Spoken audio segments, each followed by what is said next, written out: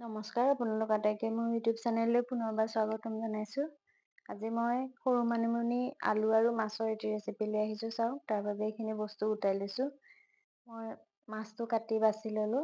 এয়া সৰু মানিমুনিখিনি ধুনীয়াকৈ ধুই এতিয়া মই এখন কটাৰীৰে মিক্সি বাতিটোত এইখিনি টুকুৰা টুকুৰি কৰি কাটি ভৰাই দিছোঁ। এইখিনি পিহি ল'ম। আনফালে মই কেইটামান আলুগুটি বইল কৰি ইয়াৰ বাকলি গুচাই লৈছোঁ। এটা পিঁয়াজ লৈছোঁ, এটুকুৰা আদা আৰু কেইফুটমান নহৰু লৈছোঁ। এতিয়া মই প্ৰথমে মানিমুনিখিনি পেষ্ট বনাই ল'লোঁ। এতিয়া আদা নহৰুখিনি মই মিক্সিত পিহি পেষ্ট বনাই ল'ম। আদা নহৰু পেষ্টটো ৰেডি হোৱাৰ পিছত মই পিঁয়াজ দুটা কাটি ধুনীয়াকৈ মিহি মিহিকৈ কাটি গোটাই ল'লোঁ।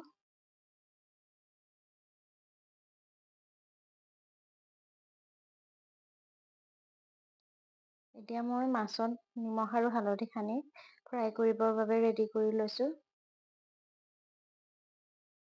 মাছখিনি নিমখ হালধি সানি হৈ গৈছে। এতিয়া এফালে মই কেৰাহীখন গৰম কৰি তাত কেৰাহীখন গৰম হ'লত কিছু তেল দি দিছোঁ।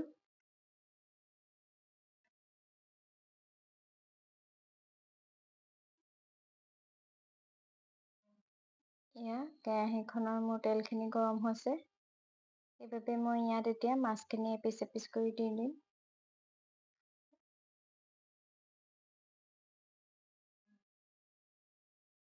মই মাছখিনি এপিচ এপিচ কৰি দি ফ্ৰাই কৰি লৈছোঁ।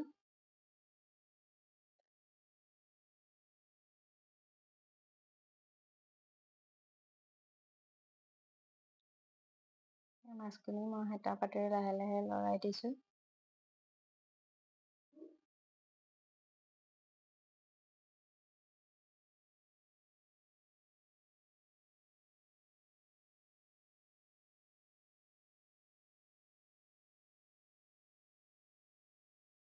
মোৰ মাছখিনি ইতিমধ্যে ফ্ৰাই হৈ গৈছে। মই এইখিনি এতিয়া কেৰাহীখনৰ পৰা কাঢ়ি থ'ম।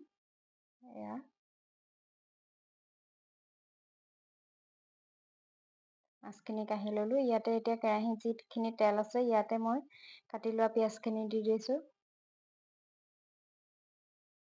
পিঁয়াজখিনি আধা ভজা হোৱাৰ পিছত মই ইয়াতে নহৰু আৰু আদাৰ পেষ্টটো দি দিছোঁ। এইখিনি ভাজি হৈ গৈছে বাবে মই ইয়াতে বইল কৰি পিটিকি লোৱা আলুখিনি দি দিছোঁ। আলুখিনি দিয়াৰ পিছত ইয়াত সোৱাদ অনুসৰি অকণমান নিমখ আৰু মই হালধি পাউডাৰ দি এইখিনি ভালদৰে লৰাই দিছোঁ।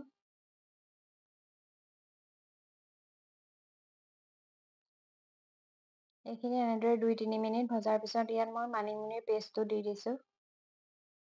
মানিমুনিৰ পেষ্টটো পানী নিদিয়াকৈ এনেদৰে ভাজি ল'লে মানিমুনিৰ যিটো গোন্ধ সেইটো নোহোৱা হৈ যায়। সেইবাবে মই ইয়াতে অকণমান মছলাও এড কৰিছোঁ। অকণমান ধনিয়া পাউডাৰ দিছোঁ, অকণমান জিৰা পাউডাৰ, অকণমান ৰেড চিলি পাউডাৰ আৰু অকণমান মই জালুকৰ গুড়ি দি দিছোঁ। এইখিনি দি মই ভালদৰে লৰাই ল'লোঁ 2-3 মিনিট সময়। চাওক, ইয়াৰ পিছতে মই ইয়াত এতিয়া গৰম পানী দি দিম। মই পানীখিনি গৰম কৰি ইয়াত দি দিছোঁ। এইখিনি ভালদৰে মই পুনৰ এবাৰ লৰাই এতিয়া এখন ঢাকনিৰে এইখিনি ঢাকি দিম ভালদৰে উতলিবলৈ।